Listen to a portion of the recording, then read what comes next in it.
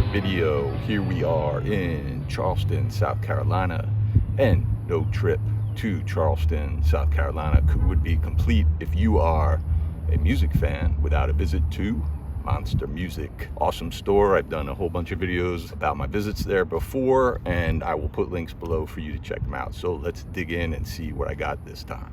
1977, we get Elvis Costello and My Aim Is True. Got this in the dollar bin. That's one thing I could say about Monster Music. Every time I go there, I find stuff in their $1 bin that just blows my mind. I can't believe it. Case is messed up, but got to replace that. But yeah, I don't have a lot by Elvis Costello. I have like a really good best of. I've got Spike, I think maybe one other one. And he always seemed like somebody I really didn't think I needed to collect all of his albums, but I mean, $1, how could I pass this up, you know? Got a poster, some liner notes. This was put out by Ryko Disc, maybe in the 90s. There's this little coupon to order a live album, live at the Macombo, or El Macombo, and this expires in 1994, so I guess I'm out of luck. But yeah, I'm really looking forward to digging this in. I don't know if I'm going to start picking up his albums and everything, but like I said, I couldn't really pass this up. There's lots of good tunes on here and a whole bunch of like bonus tracks. I'm sure that they probably reissued like all his catalog back then. 2023, we get A Giant Dog and their album Bite, another one from the dollar bin. This is a band I have one other CD of. Don't know anything on this one, but just decided it's $1. I thought I would pick it up. I'm not familiar with any of these songs at all. Booklet, kind of like a computer printout there. So like lyrics and stuff. But yeah, cool band. I don't know how to describe them. Alternative, indie, you know. I really like that other album, so it was kind of a no-brainer to pick this one up. 2006, we get the Decemberists and the Crane Wife. So a couple weeks ago when I got down here, I was waiting to go to Monster Music because Record Store Day was approaching, and I usually don't go to Record Store Day. I think I've been to Record Store Day once back in 2017, and but I was definitely going to hit up Monster Music's sale that day. I wasn't interested in any of the vinyl releases or any of the special releases for Record Store Day, but they just had these crazy sales going on, like 40% off all the used vinyl and CDs and everything. So, you know, there was no way I was going to pass that up. So, and it was great. I had a great time and found a lot of cool stuff, including this one. It's funny, when I found this there, I could have sworn I had this. I was sure I had this, but I didn't. I looked it up. Alternative band, kind of like an indie supergroup, I think you would almost call them. I've listened to this one and I really like it. There's a couple of tracks on here that are really long, like 15 or 16 minutes long. But yeah, really cool album. I like this quite a bit and was surprised to find it there for so cheap. It was $5 with the 40% off. You can do the math. I'm not that good at it. I have the receipt laying around here somewhere, so maybe I could tell you. 1980, we get the Tourists and their album Luminous Basement.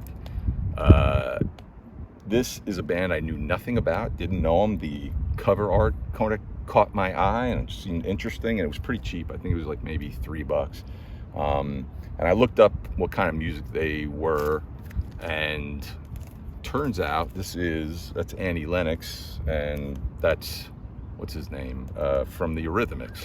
Dave, shoot, his name's escaping me right now. Dave Stewart! This was their band before the Eurythmics, and I'm not a really big Eurythmics fan, but it just seemed kind of interesting. It's kind of like new wave, you know, alternative kind of stuff, and I just thought I'd give it a shot and pick it up because it was so cheap. I don't have my record player down here, so I can't really check it out. I guess I could go online and listen to it, but I haven't done that yet. But yeah, really kind of interested if you're familiar with this band at all. I read a little bit about them. It sounds like their two records before this were a little bit more well received than this one, but I saw some pretty good notices about this. But I don't know, I'm just kind of curious to check this one out. 2017, we get Courtney Barnett and Kurt Weill's album Lot of Sea Lice, interesting title. I have a couple of tracks by Kurt Vile. I have a couple of tracks by Courtney Barnett. I picked up one of her albums not too long ago. I'd been kind of on the lookout for them recently, and this was the only one they had, so I decided to pick this one up. It's pretty good. They both complement each other really well. It's kind of like, indie alternative. Yeah, I like this quite a bit. I want to pick up a few more of her albums if I can find them out there really cheap. But yeah, some really good tracks on here. I like this. 2008, Lisa Hannigan and her album Seesaw. This is one of those records that I've had on my want list forever. This is kind of attached here, so I can't really take a booklet out, but it's all just the lyrics and stuff like that. But like I said, this was on my want list for the longest time, and it's one of those records that I didn't think I'd ever find. Every time I go into a store, I take out my want list and I look for what's on there, and this is one I always look for, never find it, and never thought I would. And I was going through, they have one section here with the CDs of new arrivals, used stuff, new arrivals, and was just digging through them, not expecting to find anything. And lo and behold, they had this, and I was really shocked to find it. It's one of those ones I didn't think I'd ever find out in the wild. And it's pretty good. I like it. Alternative, indie, rock. The tune on here that I had for the longest time, I don't know, and I really like that, and didn't know what any of the rest of this sounded like, but I'm pretty happy with it. I like it. 1976 Saturday Night Live. They put this out after the first season of the show. I have this already. I have it on CD as well. I just picked this up to give to my buddy Uyghur, who I've mentioned many a times, and he's a big fan of Saturday Night Live as well. And so I grabbed this pretty cheap and decided to get it for him. 2013 La Luz, It's Alive. I believe this is their debut. Indie, kind of surf kind of sound to them. Really cool band. The funny thing is, last summer when I was here in Charleston working, I'm here every summer working, it seems, but last year when I was here working, they happened to be playing at this club around here called the Poorhouse, and I went and saw them, and they were great. But it was surprising that they played here. I mean, it really doesn't seem like the kind of town that they would have on their itinerary for their tour, but I'm really glad I caught them live, and it was just a great show. I'd been looking for, a couple of their other records ever since I saw them live. I had maybe one of them, and I've since picked up one or two other ones and found this in there. Good price, $5 plus the 40% off, and it's really good. I really like this one a lot. 2022, we get Wet Leg. This band, this one kind of comes out like a record, sorry. This band, when this album came out, was getting a lot of press. A lot of people were talking about them, and I'd heard one, maybe two songs, and kind of put this album on my want list because I liked the songs that I heard, but didn't think I'd ever find it used, and I wasn't really ready to kind of drop the full price for the album. There's the CD, and so, I I'm always looking for it, and I once again looked, and there it was. Monster Music had it used, $8, a little bit more than some of the other ones, but still, again, 40% off, so not a bad price. And it's really good, kind of rock, alternative, just some really interesting lyrics, and I understand why this band got so much attention back then, and they're really good. I'm kind of really curious to see what they come up with next. 1984, we get the Go-Go's and their album Talk Show. I have all the original Go-Go's albums, Beauty and the Beat, Vacation, and Talk Show, on vinyl, and only thing I have on CD from those is Beauty and the Beat. I didn't have Vacation or Talk Show, which surprised me.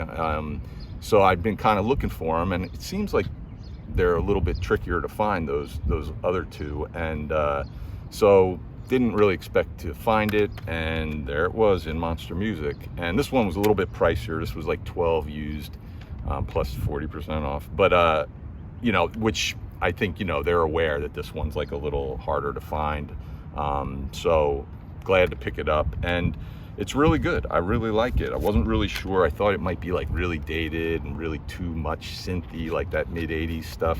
But I really like it. It's really catchy. I'm kind of surprised this didn't do better. I mean, Head Over Heels was a successful single. Turn to You was released as another single and maybe did okay, but other than that, I don't really think this album did all that great. And obviously they split up after this, or maybe even during the promotion of this album. Next up, some more vinyl. The Who, Who's Next. Wasn't gonna do it, but I did it.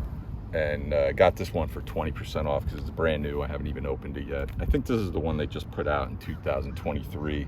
Remaster, half speed master, all that stuff. I have Who's Next. Had a cassette, had the CD, have the vinyl. My vinyl copies, an older one, and the aforementioned Weird is going to be receiving that. I decided to upgrade. I love the Who. They were my first favorite band, and I have fond, like, sentimental, nostalgic reasons to love Face Dances, but I know a lot of Who fans aren't crazy about that album. But if I'm removing all that from the conversation, then it's hard to argue that this is not their, like, masterpiece. This is their best album that they ever put out. I mean, it's just through and through classic. Every single tune is great. So looking forward to getting this home and popping it on. 2005, Mate's Estate and their album Bring It Back. I think this might be their debut. So here's the interesting thing. This one was 3 plus 40% off. Interesting thing, I have 2 albums by them, and I like them. I think they're good, not great, never blew me away. It's a band that I like, heard one song by that I liked, and then kind of picked up some of their records. But this one needs a new case as well. But so here's the thing, like, I've been trying not to buy a lot of stuff. You know, I've been trying to kind of ease up on purchases, and this kind of falls into that category of something that I would maybe pick up because I'm familiar with the band and I have some of their other stuff. And in the past, I'd be like, oh, $3, whatever, let me pick it up. But lately, I've been trying to be a little bit more picky. Like, do I really want that? Do I, you know? And this is an album I know nothing about. I don't know any of the songs on here. And I expected to go home and be like, why did I buy that? I should have just left that behind. But I'll tell you, out of everything that I picked up, this might be the score. You know, I love this record. I really do. It's kind of synthy, indie, synth kind of, you know, pop stuff, and just really catchy songs, kind of sing-along-y kind of songs and stuff. But really, really like this. I need to go and listen to those other albums by them that I have to just kind of see, like, maybe I kind of missed out on those other records are a lot better than maybe I remember. But yeah, really cool purchase. Really happy with this one. And finally, more Who. This one was 50% off. That's why I bought it. I really had no interest in picking this up. Wasn't looking to, but 50% off. I couldn't pass it up. Their debut. Have this on CD. But, you know, like I said, they were my favorite band. And I don't know. Even though I'm kind of keeping away from buying vinyl, I'm just lately just kind of thinking about picking up some more of the Who's catalog on vinyl. I have a handful, but not all of them. And I just couldn't pass this up for that price, you know. So that's everything I've picked up from this journey to Monster Music. Like I said, this store is amazing. Staff is great. You just can't beat it. It's like walking into, like, those record stores from your youth, those that are just so awesome. I mean, I love this place. Luckily, I don't live down here, or I'd be there constantly. They do these great sales every month, aside from that record store stuff where they get 20% off all the vinyl and CD and stuff. But if you're ever down here, definitely check them out. And let me know what you think of all these things. And thanks for tuning in. See you next time. Later on, y'all. I'm going to go drink some Cheerwine.